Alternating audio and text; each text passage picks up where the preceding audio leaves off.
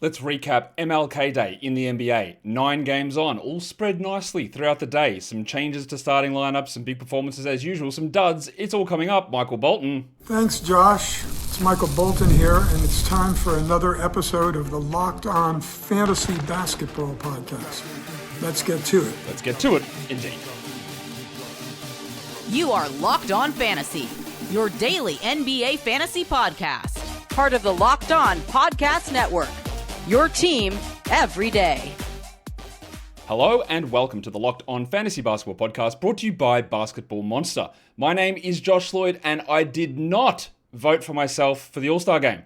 I'm also the lead fantasy analyst at basketballmonster.com, and thank you for making Locked On Fantasy Basketball your first listen every day. We're free. We're available on all platforms. We are part of the number one sports podcast network, the Locked On Podcast Network. Thank you again, making us number one. It's a recap show.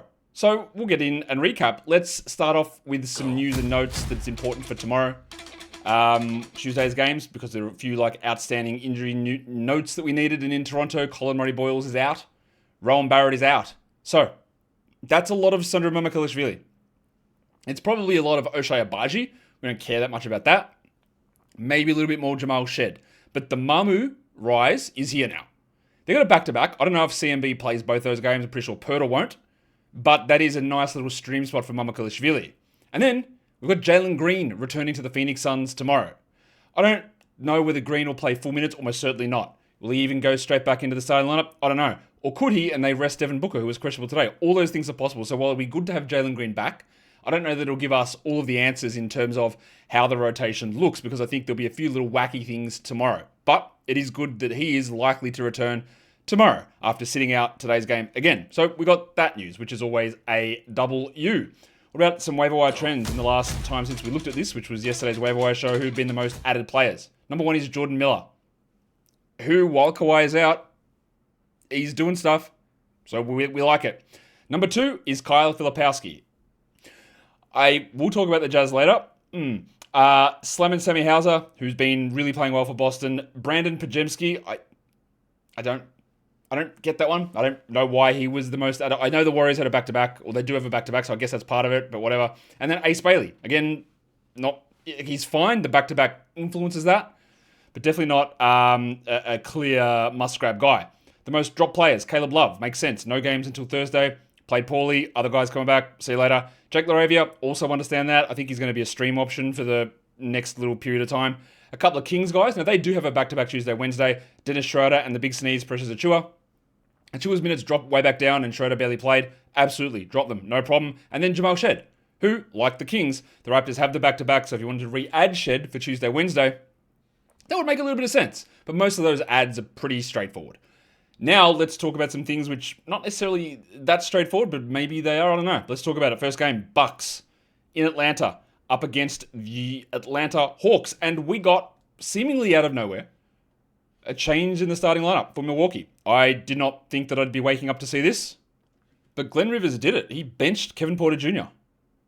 He's been talking so much about how Porter is the second best player and how important he is, and when he's injured, he's going to come back, and then he benched Ryan Rollins at one point.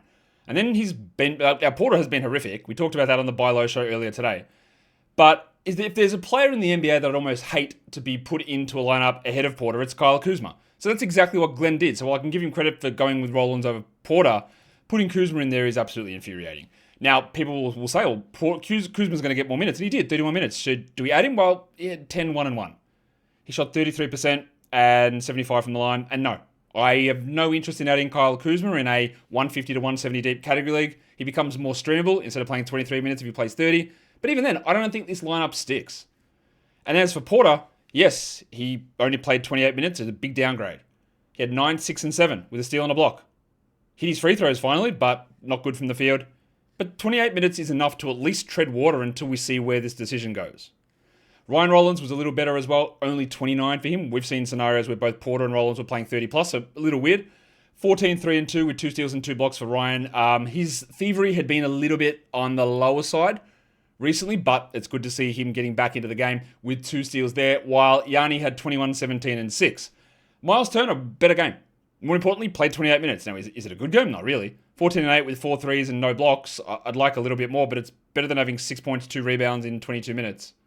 I still don't really understand Doc Rivers' plan with all of this, or what he's doing. I don't know if Doc does. But Miles looked a little bit better. And then, out of nowhere, like I know we've at times had, well, Gary Trent was out of the rotation, and we've used Jericho Sims in rotations, but Pete, not even Peter, Pete, had 15 minutes of playing time. All right, Larry's brother had 5 points, 4 rebounds, 2 steals, and a block. The numbers are pretty good. I guess in deeper leagues, you just want to pay a little bit of attention to that because that's clearly good enough for a 20-team league. But I don't really trust that role. And we got 42 minutes for Big Boom AJ Green. He had 18 points with 6 threes and nothing else. Welcome to Sam's Club, my guy. That is what you do. You hit your threes and you do not need to be rostering him for 12-team leagues.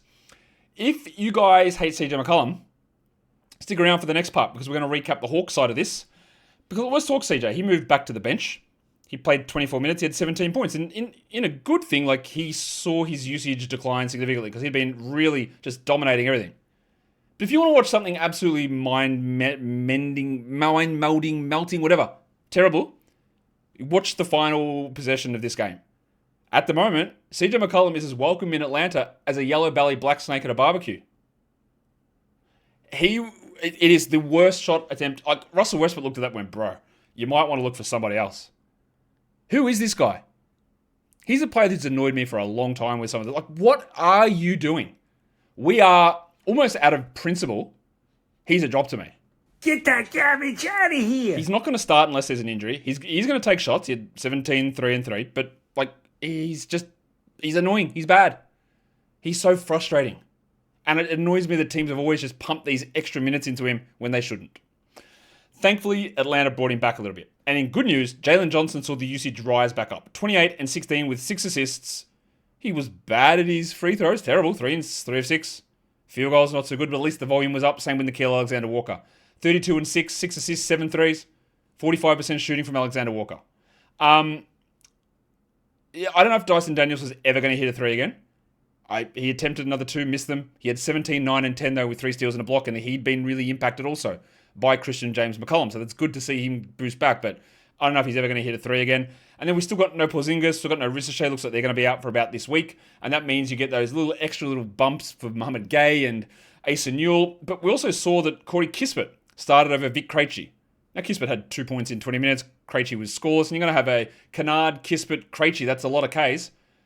All in that spot sort of rotating through and making them all, basically useless for the most part. We will come back and we will talk about the other games. Today's episode, though, we've got to really focus on the fact that it's the new year and there are new systems, and it's a time when a lot of us can look at things that are a bit messy in our business and think to ourselves, well, there's got to be a better way. And there is, because streamlining your communications is one of the quickest upgrades that you can make. And that's why today's episode is brought to you by Quo, spelled Q-U-O, the smarter way to run your business communications, because when your team is reachable, organized, and communicating in one place, you're not just working cleaner, you're creating more opportunities to connect with customers. Your whole team can call and text from one shared business number, so nothing gets missed, and you see the full conversation thread, which makes replies faster and more personal. And Quo's smart AI tools automatically log calls, they summarize conversations, and they highlight the next step, so the details never slip through the cracks. It's no surprise that Quo is the #1 rated business phone system on G2, trusted by more than 90,000 businesses, from solo operators to growing teams.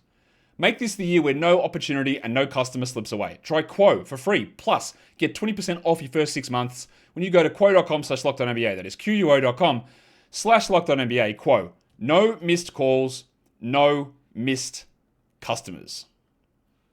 Also, you can be an everydayer. LockedOnPodcast.com/everydayer, the Everydayer Club.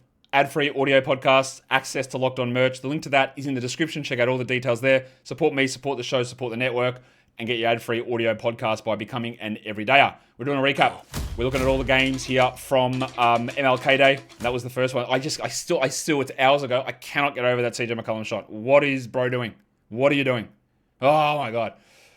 So the next game was the Oklahoma City Thunder, traveling to Cleveland to take on the Cavs, and they win it incredibly easy. 136-104 is the final margin there. The Thunder.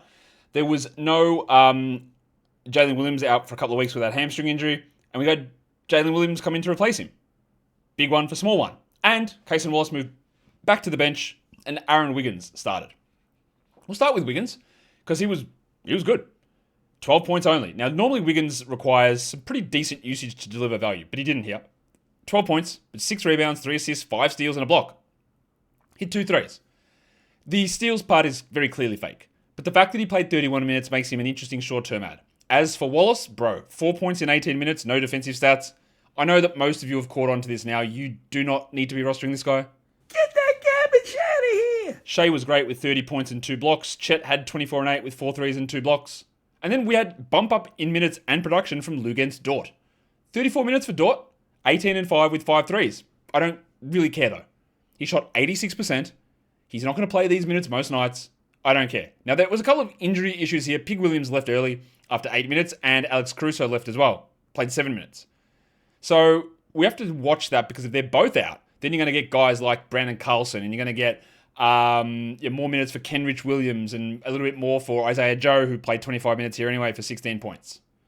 What was interesting to me, though, is in this game with Jalen Williams out, AJ Mitchell's role didn't do anything. It actually shrunk. He played 25 minutes and had 5 points. He took just 5 shots. He did have 9 assists. Don't overreact to this, but it wasn't... I didn't expect it to go that way. With Mitchell not really ramping that role, Joe got those extra minutes. But of course, now you've got Caruso, who may miss, and Jalen Williams might be out, so Kenrich Williams might be in there. Then you've got the further complicating factor that Isaiah Hartenstein could just pop up at any point, and he's back and ready and returning and impacting that rotation in that way. On the Cavs side of things, still obviously no Darius Garland for them, still no Sam Merrill for them. But they did make a change to the starting lineup. Craig Porter started the last game. He did not start in this one. They moved on with Mitchell back to point guard because Dean Wade returned. Now, we don't need to worry about Wade for fantasy. He went scoreless in 17 minutes. But it does reduce the upside of Porter. Porter played 21 minutes. He had 9 points with 5 rebounds and a triple one. Yeah, they're okay numbers. In a deeper league, if he's playing 22 to 23 minutes, you're okay with him like a 200 deep league. Jalen Tyson's the guy that you want. 33 minutes. Now, again, it requires Garland, Merrill, and Strus all being out. Don't forget, this is not like a healthy team. And Tyson, we'd seen, had dropped off significantly. But then a bunch of things all hit at once. So Tyson had 16 and 10 with 2 threes in 33 minutes. Really strong stuff. John Ray Hunter also has been seeing an uptick in production. He had 16 and 9 with 2 threes. He shot horrifically, but took a lot of free throws. And he's another guy now, at least moves into that stream spot. Mobley had 16, 7, 5. And Allen had 16 and 9 with 3 blocks. And bro, I think he's had 3 blocks in the last 2 months. So shout out to him for blocking a shot. Not much else, I don't think. Don Mitchell was actually really bad. 28 from the field and 73 from the line is both pretty detrimental to your team. And yeah, hopefully that's not a thing that continues. I doubt that it would be, honestly. Now we can go to Washington, where the Clippers went in and they beat the Wizards 110-106. John Collins, after whatever nonsense happened last time, he was back, he was starting, and Nico Batum went to the bench. But Jordan Miller still produced. Now, he didn't get his 46 minutes like last game, but 28 minutes off the bench, 16 and 5, 4 steals and a block for Jordan Miller. He is on a 2-way contract. And we have to remember that Kawhi is out here. But for now, like short-term streaming Jordan Miller makes sense. He was much better than Colonel Kobe Sanders, who had 8 points and 27%. While Chris Dunn was solid-ish, 10, 5, and 4, triple one. Absolutely not a must-add, but always a guy that we consider on days like this. And now that's 2 in a row where John Collins has been bad. Collins had 11 and 4 with a triple one. He shot well. He just didn't take any. And those 33, 34 minutes that he was getting are not there anymore. I don't really know why that's the case. I don't think that they're prioritizing Miller that much over him. And for now, I'm just going to hold John, but it's a little annoying. Brook Lopez played 20 minutes and Zubats played just 30. Lopez had randomly 4 steals. We don't need to worry about him in standard formats or even like 200 deep leagues. Probably a little bit deeper than that you go. But Zubats continues to be a little bit underwhelming at the moment. 14 and 12 for Ivica. That's what I didn't even talk about Jim, who had 36, 7 and 9, steal and a block. Big numbers for Harden, including 20 free throws. Thank you, James Harden, for those free throws. What about the Wizards and their side of the ball? Or their side of the box score, maybe more accurately. Still no Bilal. Obviously no Trae Young. And I had Alex Sarr on the Buy Low show today. I was talking about how his minutes are surely going to go up. And he played 31 here. He had 28 and 6 with 2 threes, 2 steals and a block. And the Buy Low bump hit absolutely immediately. Great field goals, great free throws. Unbelievable stuff. Thank you for the turnaround, Mr. Sarr.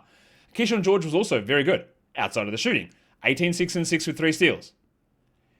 I'm harsh on Bob Carrington, but I'll give him credit. The numbers today are really good. 37 minutes, 17, 6, 7 with a block and 3 threes.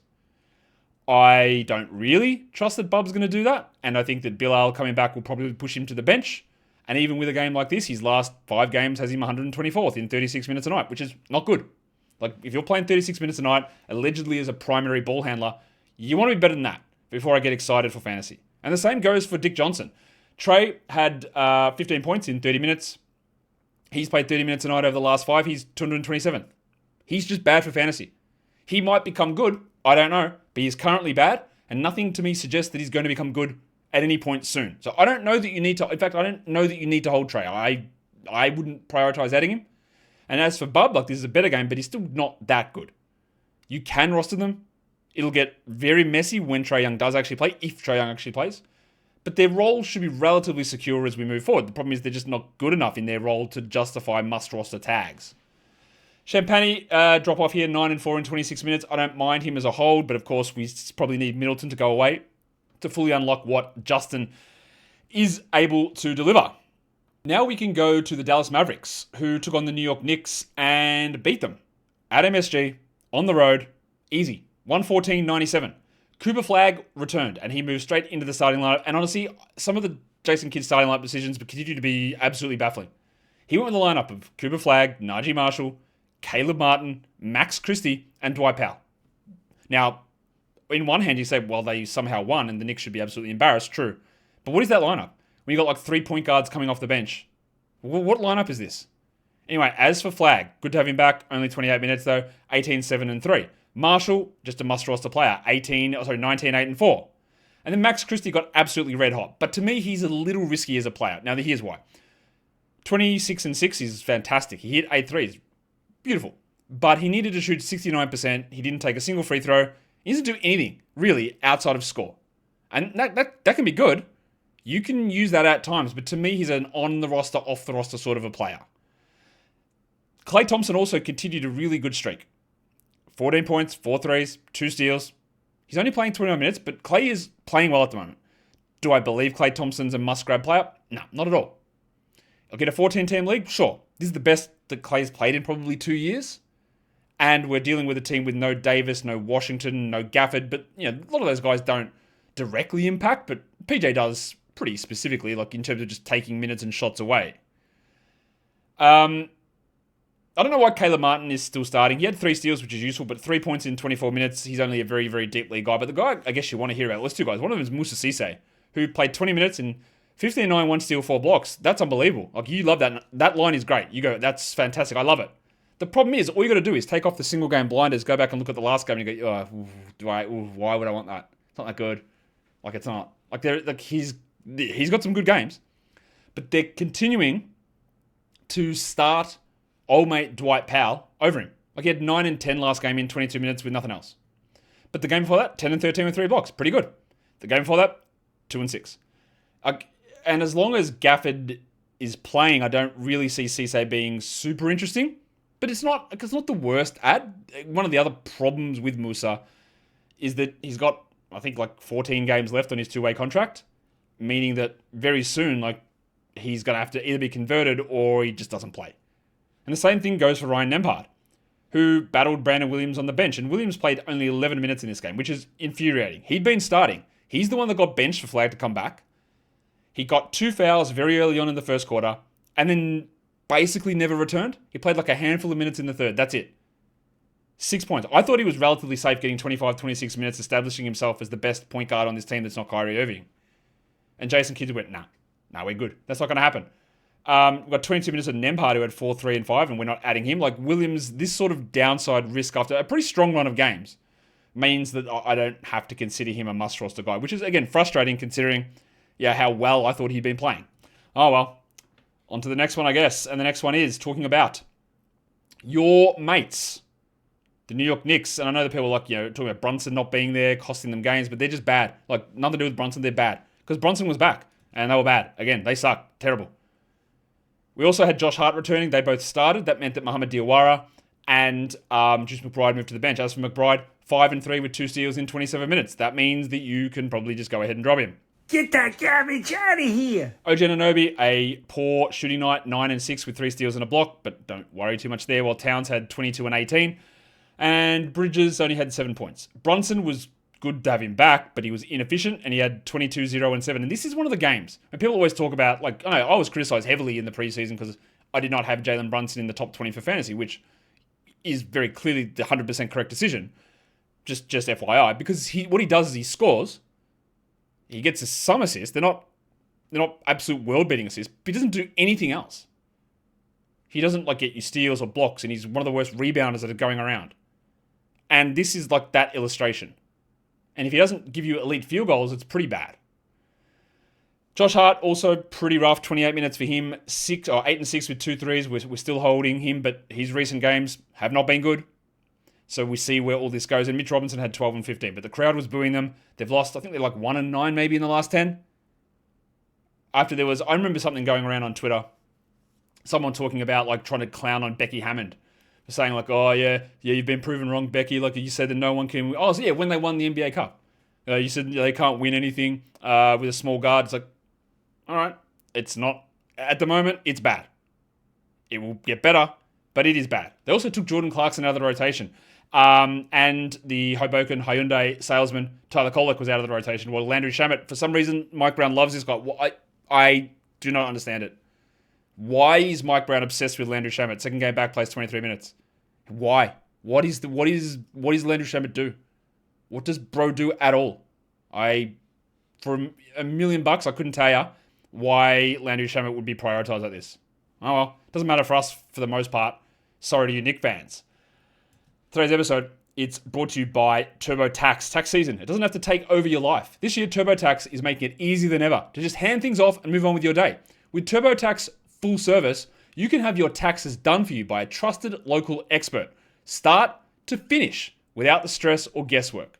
Instead of spending hours trying to figure out forms, you can meet with a local TurboTax expert in person or connect online. They handle everything from W-2s to self-employed forms and work to get you every deduction possible. You can upload your documents, go about your day, and then you get the updates just straight through into the TurboTax app. It's a huge time saver and gives real peace of mind knowing that an expert is handling it. For a limited time, you can have your taxes done by a local TurboTax expert for just $150 all in. If a TurboTax expert didn't file for you last year, just file by February 28th. Take taxes off your plate and get back to your life. Visit turbotax.com/local to book your appointment today. If you're ready to be confused, you've come to the right place because we've got the Utah Jazz and the San Antonio Spurs. The Jazz lose 123-110, but they did it. I thought they would do this. I thought there was a decent chance of this, that they would treat the next 2 games like we're putting our regular lineup out there, but they still kept Lauri Markkanen out. So is he actually just sick? Is Markkanen actually sick? And they weren't doing funniness with him, or maybe they are. I don't know. Because Yusuf Nurkic and Svi Mykhailiuk both returned into the starting lineup. Okay. And Nurk dominated again. 20 and 9, 5 assists and 2 threes. And they play the Wolves tomorrow. So is Nurk just going to start again? Maybe. I don't know. There was no Markkanen or Sensabaugh in this game for the Jazz also, so like we factored that in. And then people that added Kyle Filipowski, you didn't get completely killed. You had 13 and 6 with 2 steals. But again, that's with Markkanen not there. So we're holding Filipowski, but no idea. Like, if Markkanen could just play tomorrow, so could Nurkic.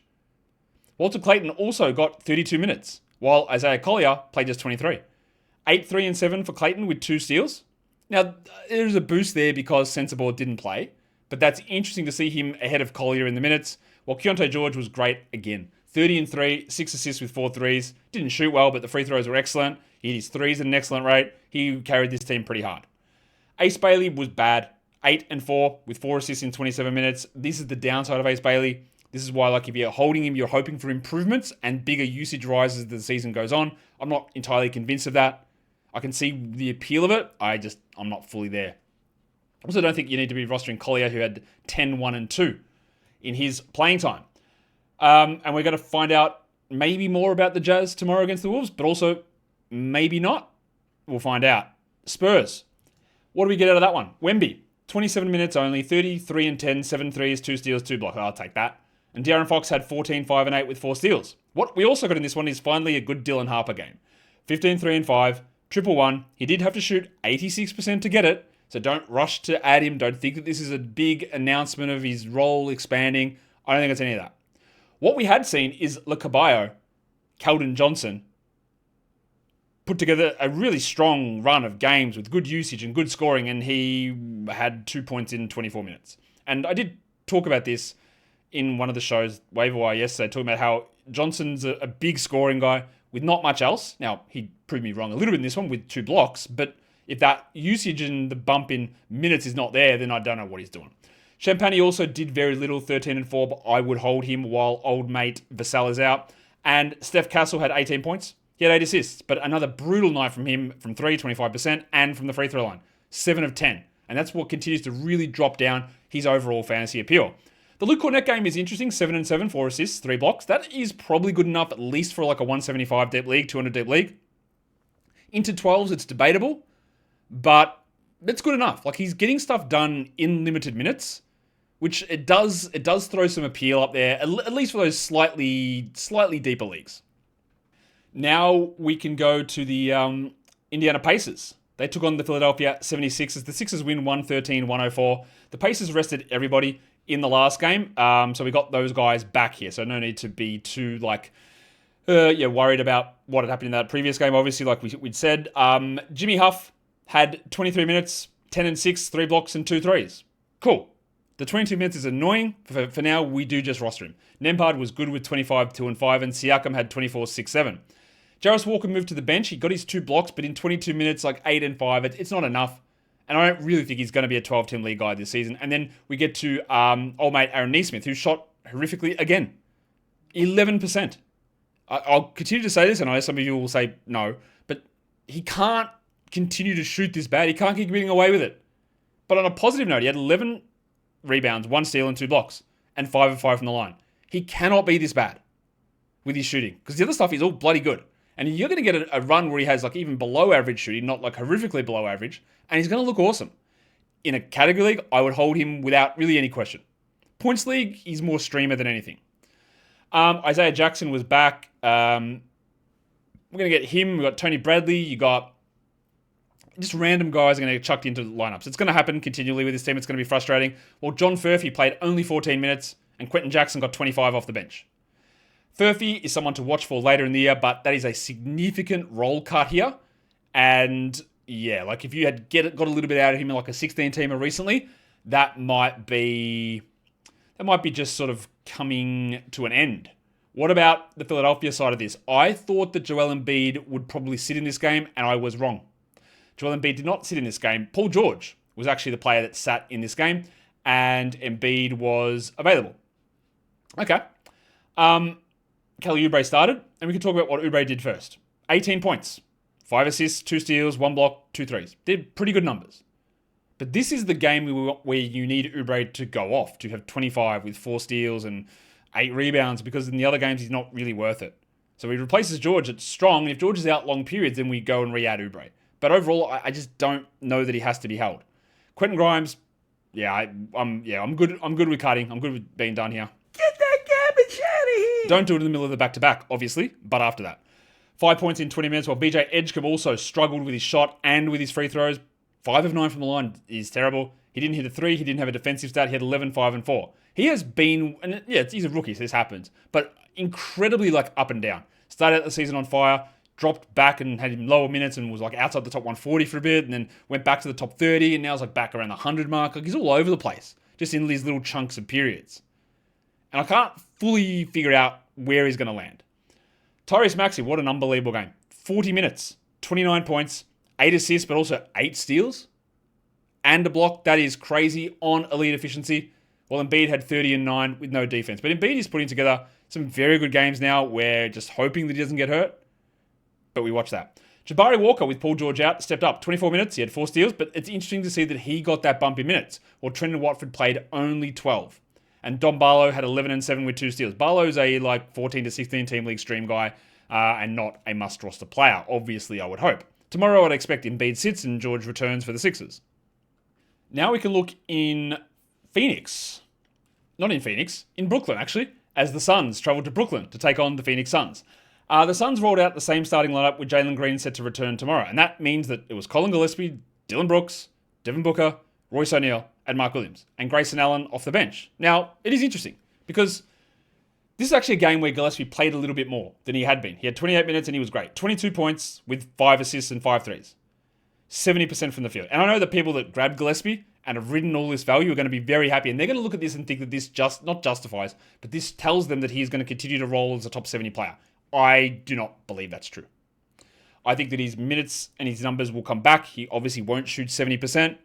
And now we've got to get Green back into the mix. Now, I think it's possible that Jalen Green comes off the bench again, just to ease back in. But somebody will have to go to the bench, and it will almost certainly be Gillespie if Green starts.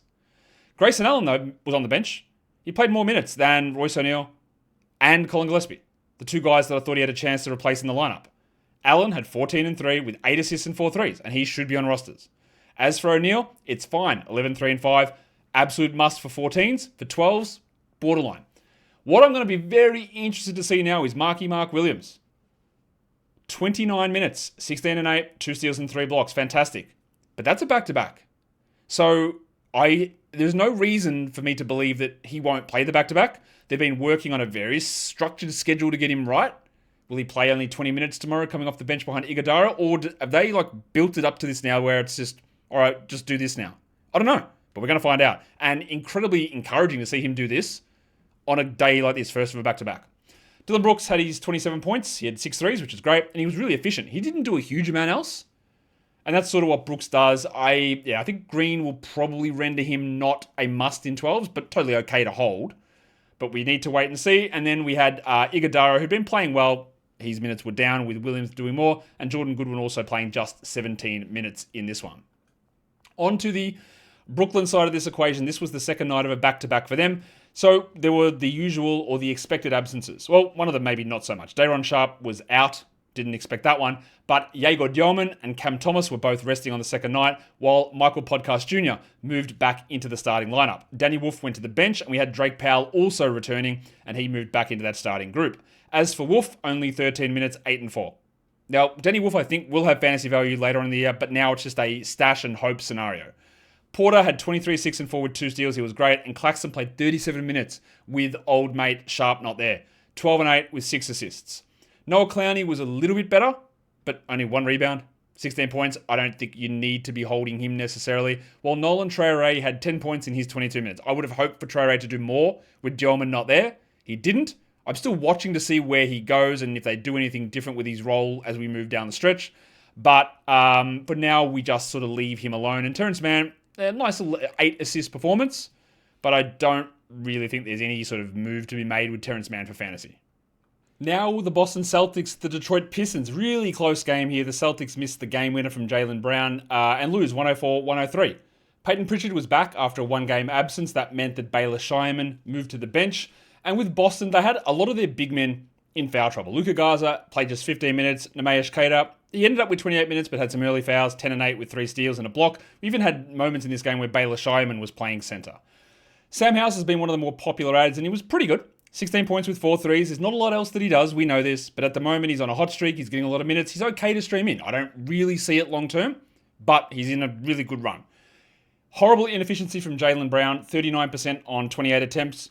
He had 32, 11, and 2, but that field goal percentage hurts. And Peyton Pritchard bounced back to 34 minutes, 17, 3, and 3. You'd like more than that from him, and you'd like more shots. He took only 8, while Derrick White and Anthony Simons both took 11. As for Simons, remember, 2 games ago, he had that huge game.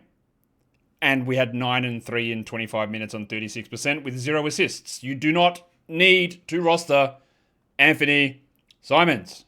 Get that garbage out of here. Derrick White also was bad. 9%, bro. 9.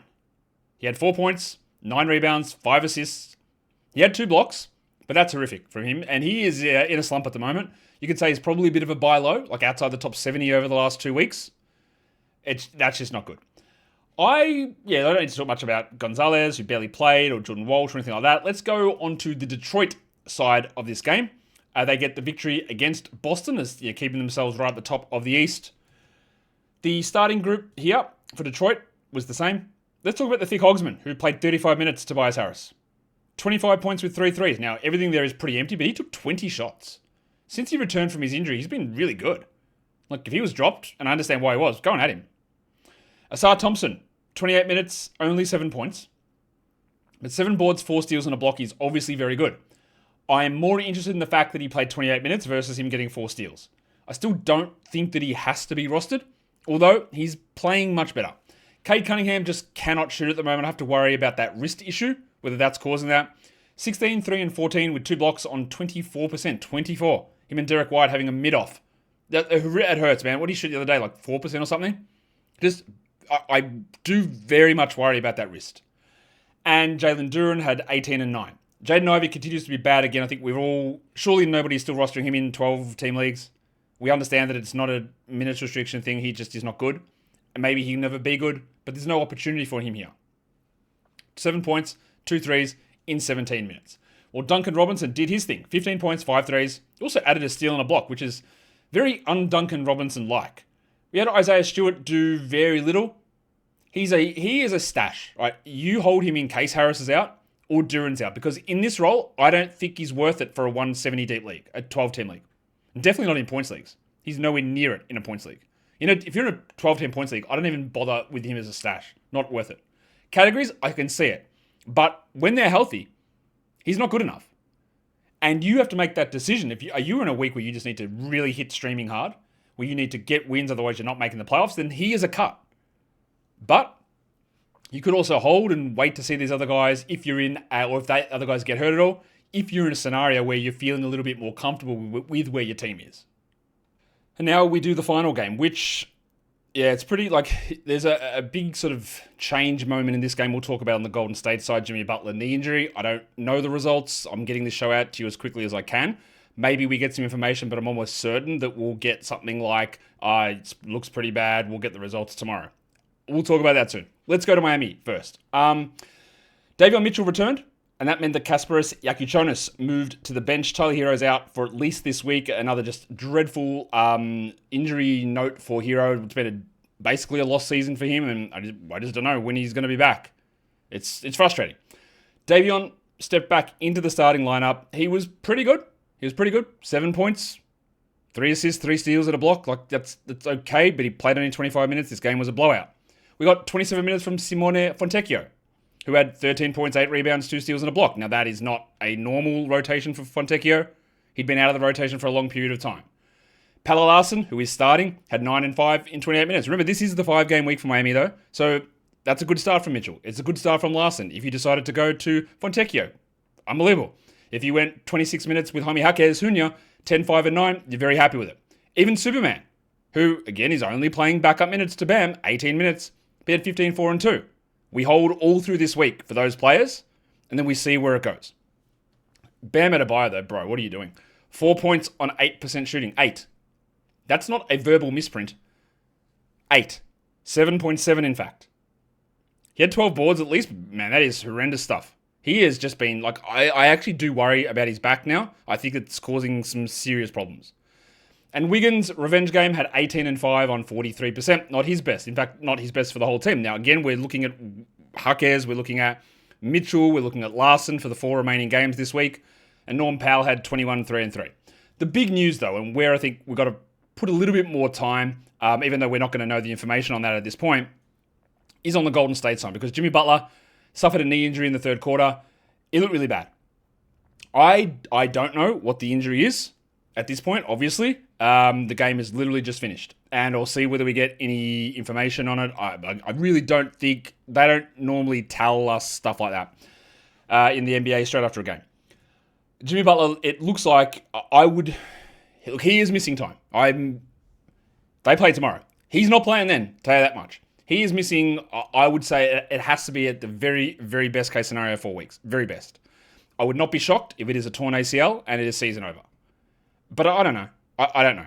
But I would be preparing for weeks, most likely multiple months, is my guess. And honestly, that just might be, maybe back in April, maybe. It's bad. It was bad. Now, the question is going to be, because we can talk about this game and the production in this game, again, remembering D'Anthony Melton and Draymond Green did not play in this game. So it's hard to judge too much here. A lot of people will be like, well, it's now time for Jonathan Kuminga. He played 0 minutes. I will say this, though. I don't think they would have thought it was a good idea to put Kuminga in this scenario in this game. But I could see Steve Kerr, unless they've just called each other C-bombs left, right, and center every day for the last five months, and not in the Aussie way, that I could see Kerr maybe say, all right, John, It's you now, man. Let's see. Because they have no power forwards. There's no forward-sized players on this team. Well, Draymond obviously power forward, but yeah, they've got no forward-sized players in general. I could see that maybe they go to Kuminga. Now, I do not think this happens. I don't think they do it, but I'm not going to rule it out and say it's impossible that they say, all right, John, here's the chance. I think bridges are burnt. It's done. It's dusted. But I'll leave it as a 2% chance for Kuminga. Now, I know the question's going to be, who do you add? And people are going to be, well, let's go add Moses Moody, who had 13 and 4 with 3 threes and 3 steals. No, I'm not doing that. I do not want Moody to be added here. I can see how you would do it. I can see how it would work. But he's had plenty of opportunities. He's been starting for months. He does nothing. And he's had some okay games, yeah. But he's too inconsistent. What I think will end up happening here is that Draymond Green will play fewer minutes at center because they don't have any forwards, meaning that guys like Quinton Post will play more. And Post had 15 and 9 with 4 threes and 2 blocks. He's at least a 14-team grab. I think DeAnthony Melton is even stronger as an add now. I think I would have Brandon Pajemski over Moses Moody. And Pods had 24, 6 and 4 with 3 threes here in 30 minutes. So I would add Pods. I would add Melton. I would consider Post if the league is slightly deeper. Moody is behind those guys, and the other guy is going to be Willie Dick. Will Richard, who had 5 points in 26 minutes, but 7 assists and 2 steals. And I can see Richard and Post being 14-team league guys. But I still think it's going to be very messy. You are going to see scenarios, again, where Kerr just runs guys through. Some days it'll be Buddy Hield, who had 16 in 23 minutes here. And remember, we had no Draymond and no Melton in this game. You'll see Horford play a little bit more. I would not prioritize Moody myself in 12 teams. Melton, Pajemski for me, followed by Post, and then Richard, Moody in that sort of area. I could be very wrong. Maybe Moody steps it way up. I just would prefer to do Pods and Melton and probably Post, honestly, over him. That's how I'm currently seeing it. We'll do more projection stuff when we hear a little bit more information on Butler, but it is not good. He's definitely not good. And the other thing is, they could just trade Kuminga, get someone in that plays in Jimmy's sort of position, and he's the guy that becomes the big winner there. But I don't know that. I don't know who it's going to be. No idea. So at the moment, I would go, and I know a lot of you will disagree with this because I've already seen people go, it's going to be Moody. It's going to be Moody. To me, it's not. It's Pajemski, it's Melton, then it's Post, then Moody, Richard, that way. That is how I currently have it. Sort of gut feel, gut reaction at the moment. I am just looking to see if there's any more information on what's his name? The injury, if they've said anything in a press conference. They have not.